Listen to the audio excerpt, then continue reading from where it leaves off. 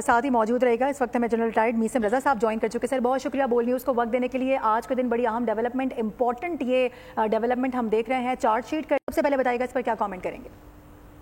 अस्सलाम वालेकुम, बहुत शुक्रिया आपने इस मौजू पे मुझे अपने साथ जोड़ा है। मैं सबसे पहले एक लफ्ज फौज में बड़ा मशहूर है कि ये फौज है मौज नहीं। तो फैज हमीद ने इस फौज को अपनी मौज बना दिया था।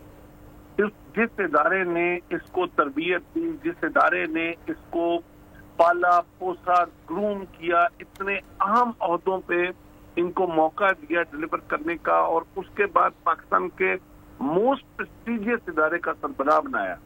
ये उससे पहले डीजीसी रह चुके। डीजीसी रहने के बाद भी रहते हुए भी ये काफी ज्यादा कंट्रोवर्शियल हुए थे, क्योंकि 2018 के इलेक्शन में इनकी इन्वॉल्वमेंट है वो किसी से ढकी छुपी नहीं थी। हमने तो उस वक्त भी इनका रोल उस वक्त कंडेम किया था, और मगर बात यह है कि उस वक्त हमारी सुनी नहीं जा रही थी, लेकिन कुदरत ने अपना इंसाफ किया और उसके बाद इनको DGISI लगाना ये इनके लिए बहुत बड़े इजाफे की बात है। पाकिस्तान के किसी भी शहरी के लिए ये एक ड्रीम हो सकती है to be a DGISI।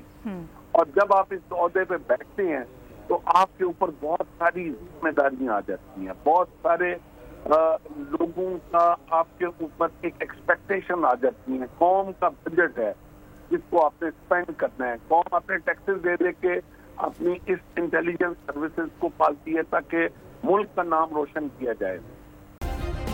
Subscribe करें और बेल दबाएं ताकि कोई खबर रह न जाए।